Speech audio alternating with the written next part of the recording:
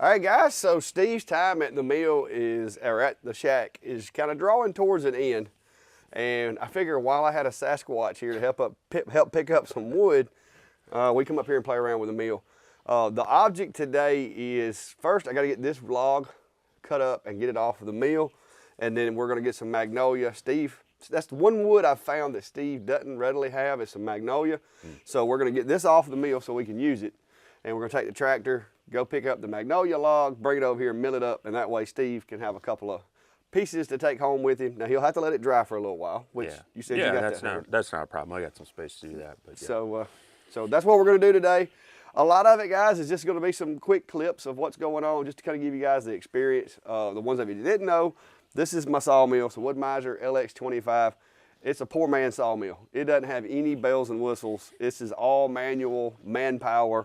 We're gonna be moving the logs around. It doesn't move it on its own. So we're gonna get started before it gets too hot. So here we go.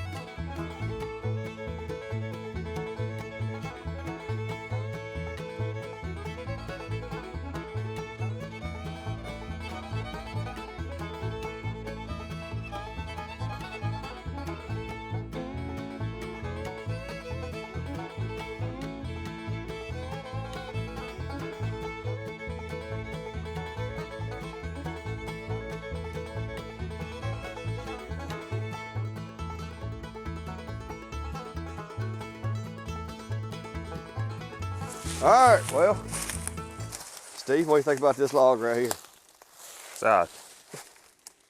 It's a nice bench in the woods. Yeah, well, see, this one's been aging for a while, so I think it'll look nice on the inside. I know it looks a little rough on the outside, but, you know, logs are kind of like you, Steve. I mean, they look a little rough on the outside, but on the inside, they're generally pretty good. You're saying it's got layers? Yes, it has layers. It has layers. So, and I'm hoping that we can get through some of the layers and get some pretty nice white marbled wood out of this. Yeah. I don't know that I want to go with the bigger one though, because it looks like it might be a little work, but what the heck, let's try it and see. We may have to trim some of this with the chainsaw. Yeah. It's a little big.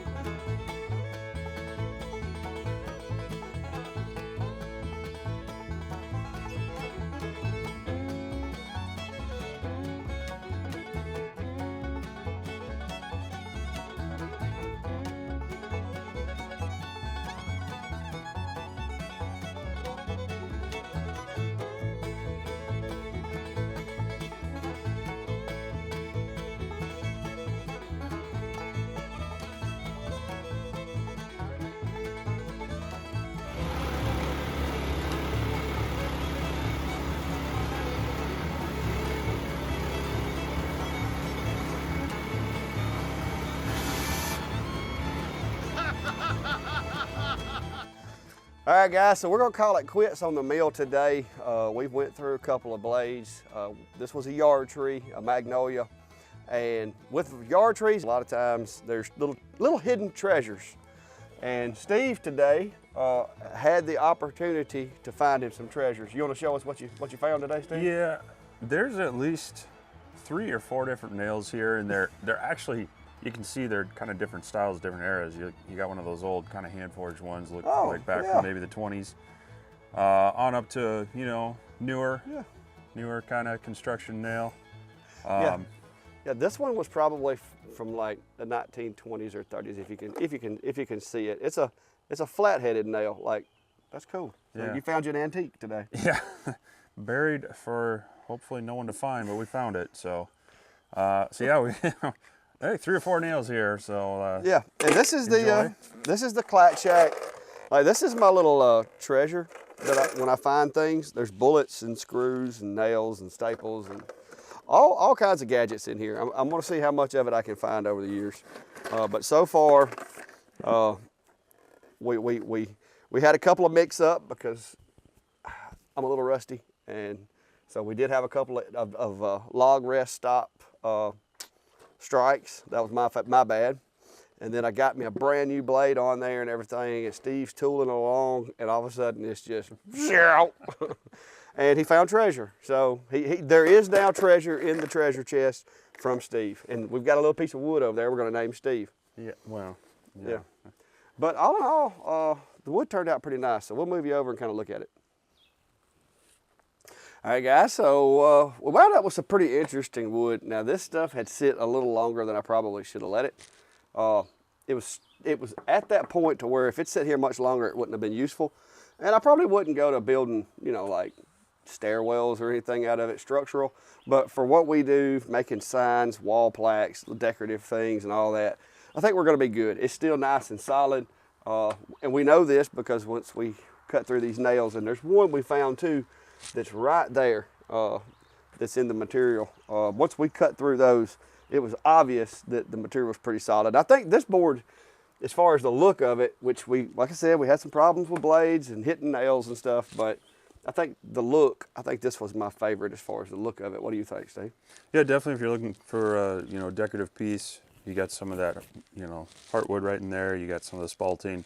The nail sure added a little bit of, that's where you get some of this, dark streaking as the tree grows up around it and that iron soaks into it. So, unfortunately, it's rough on blades, but sometimes little weird artifacts like that can actually add to the, the characterization and the coloring of it. But some cool stuff that would make some, like you say, some decorative things, some trays and signs would be pretty cool.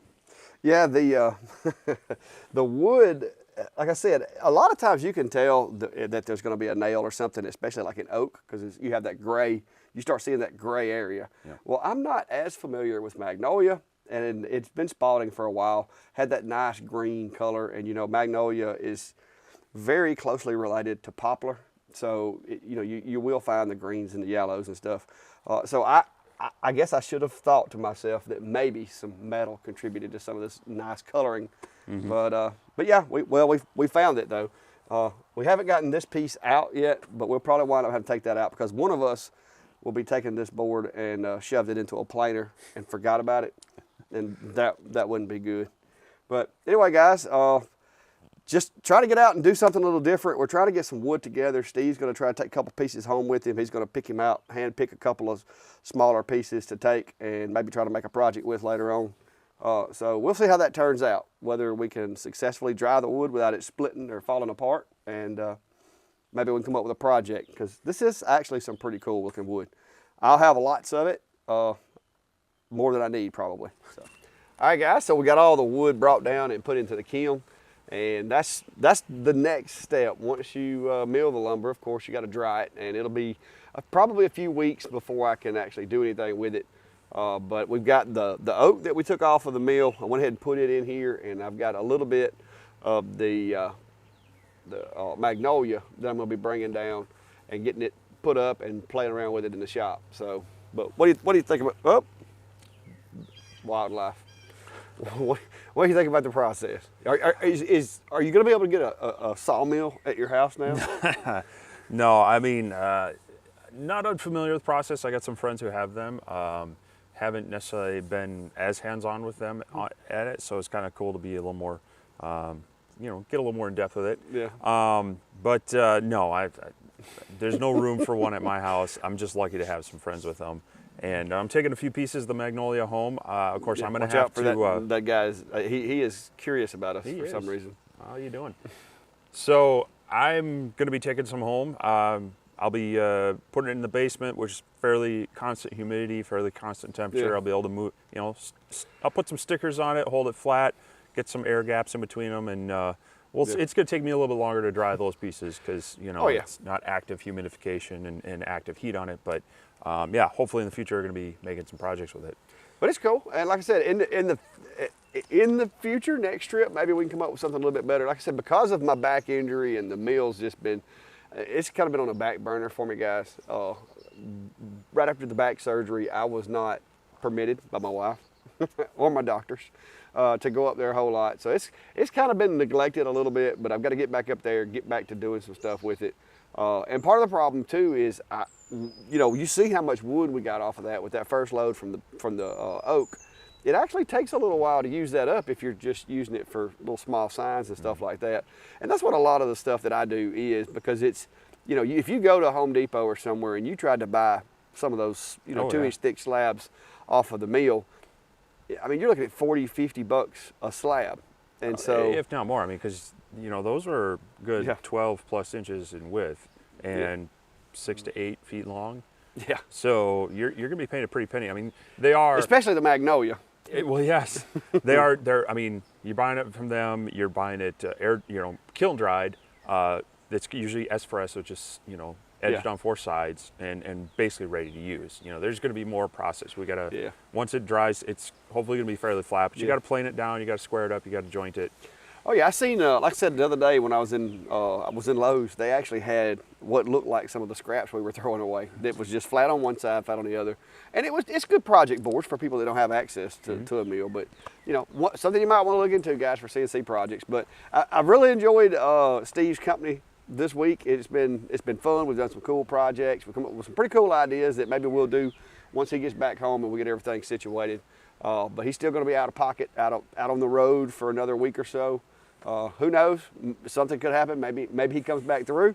We don't know. We're going to hang on to the camping at the Clack Shack camper here for a few days to make sure Steve doesn't need to come back by and use it on his way back to Minnesota. But anyway, guys, thanks for coming and hanging out, and check out the video. I know it's not the usual CNC router or laser kind of video, but you know, some of you guys may have the opportunity or the location, or may have a friend, and so now you know you can go hang out with your friend, help them out, and maybe not get stung by a bee. Yeah. And get some wood. But anyway, until next time, guys, y'all be safe and have a good day. And I'm gonna let Steve sign out too on this one. All right. It's been great being here. Thanks for the hospitality, and yeah, go out and build something, have some fun.